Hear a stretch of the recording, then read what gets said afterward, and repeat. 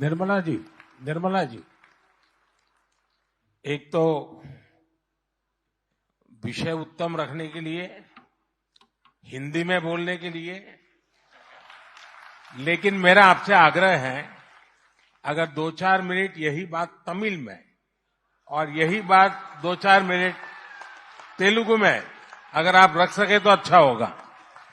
తెలుగులో రెండు మాటలు తలుచుకున్నానండి.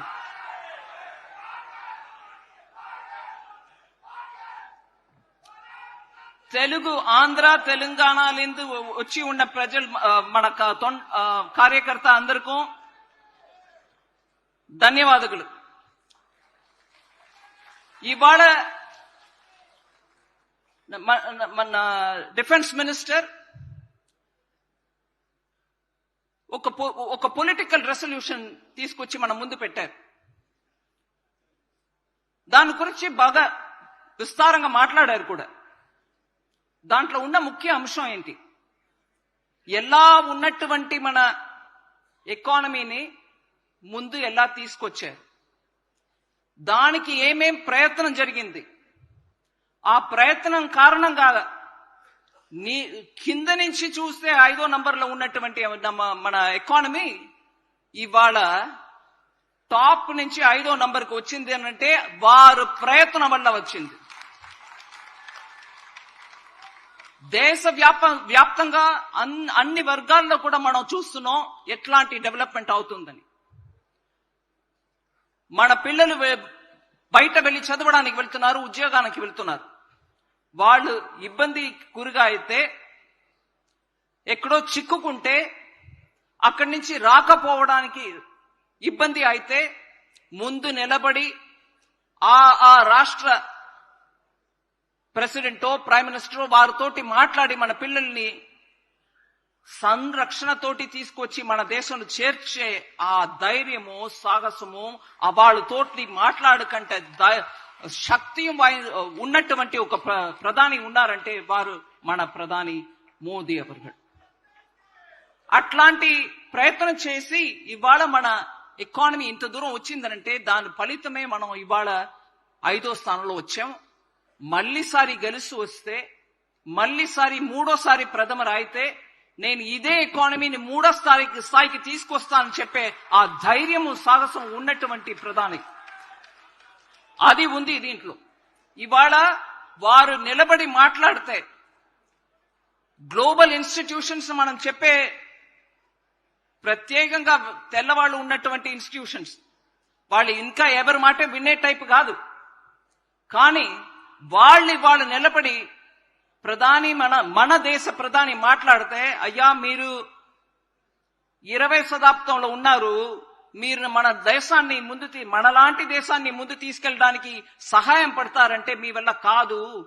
కానీ మీరు మీ దారిని మార్చుకొని అందరికీ సహాయం పట్టేట్టు మార్చుకుంటే మా దేశం మాత్రం కాదు, భారతదేశం మాత్రం కాదు, చాలా దేశాలకి పనికొస్తారు అని చెప్పి వాళ్ళ దగ్గర ధైర్యంగా నిలబడి మాట్లాడి వాళ్ళని మనసు మార్పించి ఇవాళ వారి రికమెండేషన్ ద్వారా వచ్చిన గ్లోబల్ ఎక్స్పర్ట్స్ కమిటీ రిపోర్ట్ ని వాళ్ళు ఒప్పుకున్నారు.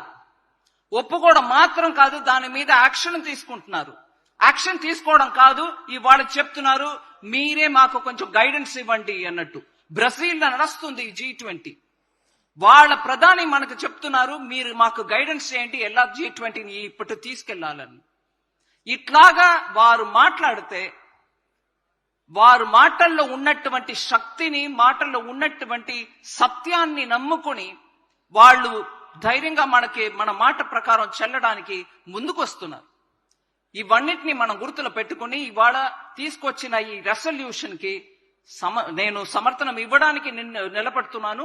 మీ అందరం కూడా ప్రయత్నం చేసి బూత్ లెవెల్ కు తీసుకెళ్ళండి, శక్తి కేంద్రాల్లో చెప్పండి. ఈ మంచి ఇట్లాంటి భారతదేశానికి గౌరవం ఇప్పించినటువంటి ప్రధాని మన అందరం కూడా సమర్థన ఇవ్వాలి, సపోర్ట్ చేయాలి, మనం ముందుకెళ్ళాలి. நம்ம மாண்புமிகு பிரதமர் ஐயாக்கு நான் முதல்ல நன்றி தெரிவிச்சுக்கிறேன். இந்த ஒரு பெரிய சபையில என்ன தமிழ்ல பேச சொன்னதுக்கு.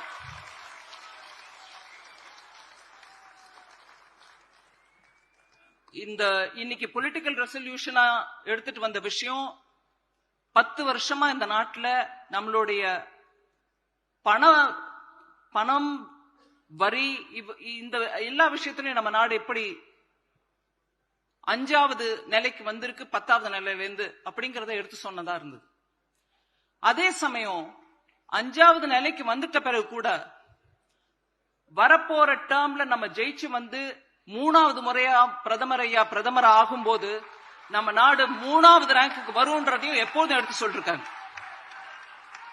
இது எல்லாத்துக்கும் காரணம் என்னன்னா அயராத முயற்சி. அந்த அயராத முயற்சியின் மூலமா நம்ம நாடு கீழ்மட்டத்திலிருந்து 5வது நிலையில நொறுங்கி போகக்கூடிய அந்த நிலையில இருந்த அந்த ஃப்ரஜைல் 5 சொல்றோம், நொறுங்கி போகக்கூடிய அந்த நிலைமையில இருந்த நம்ம நாட்டை இன்னைக்கு உயர்த்தி மேலேஞ்சு 5வது இடத்துக்கு எடுத்துட்டு வந்திருக்காரு. அடுத்த தரம் 3ஆம் தரமா நான் பிரதமரா வந்தேன்னா அது 3ஆம் நிலைக்கு நான் எடுத்துட்டு போகக்கூடிய சக்தி நம்ம நாட்டுல இருக்குன்னு சொல்றாரு.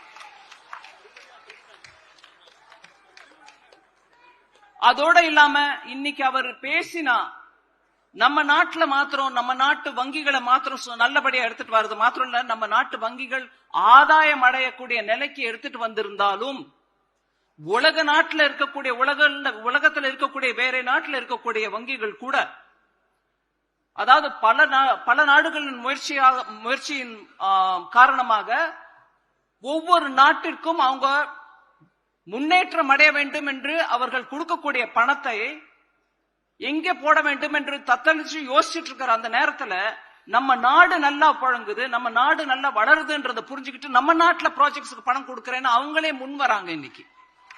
அதன் காரணமாக ஒவ்வொரு மாநிலத்திலையும் இன்னைக்கு நம்ம பலவிதமான ப்ராஜெக்ட்ஸ் எடுத்து நடத்துறோம். விரைவில் 3வது ஸ்தானத்துக்கு போறதுக்கு காரணமாக இருக்கக்கூடிய இந்த மாதிரி நல்ல ஒரு முயற்சி எடுத்த மாண்புமிகு பிரதமர் ஐயாவுக்கு நாம் எல்லோரும் கூட, அதனாலதான் அவரோட ஒரு வாக்கியம் இருக்கு பாருங்க, எல்லாரோடையும் கூட சேர்ந்து இருப்போம், எல்லாருடைய நம்பிக்கைக்கும் பாத்திரமாக இருப்போம், அதே மாதிரி எல்லாருக்கும் முன்னேற்ற வழியில எடுத்துட்டு போறதுக்கான முயற்சி செய்வோம். அதை தவிர எல்லாருடைய நம்பிக்கையும் அவங்க உழைப்பும் இதுல சேர்ந்து இருக்கும். அப்பதான் நம்ம நாடு 2047 முன்னேற்றம் அடைந்த ஒரு நாடாக மாறும் சொன்னார். அதற்கு நம்ம எல்லாரும் சேர்ந்து உழைக்கிறோம். நான் இங்கிலீஷ்ல சொன்னதும் உங்களுக்கு புரிஞ்சிருக்கும், அதனால நான் தமிழ்ல இன்னும் நிறைய சமயம் எடுத்துக்காம 3வது முறையா மோடி அவர்கள் ஜெயிச்சு, நம்ம கட்சி ஜெயிச்சு, நம்ம எல்லாரும் சேர்ந்து நம்ம முயற்சியோட இந்த நாட்டுல அரசு அமைக்கணும். அதற்கான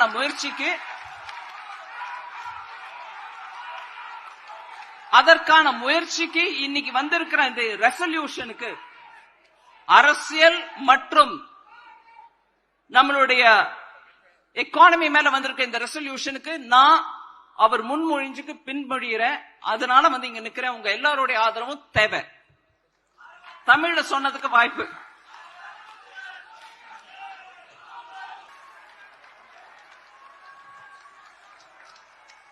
धन्यवाद निर्मला जी।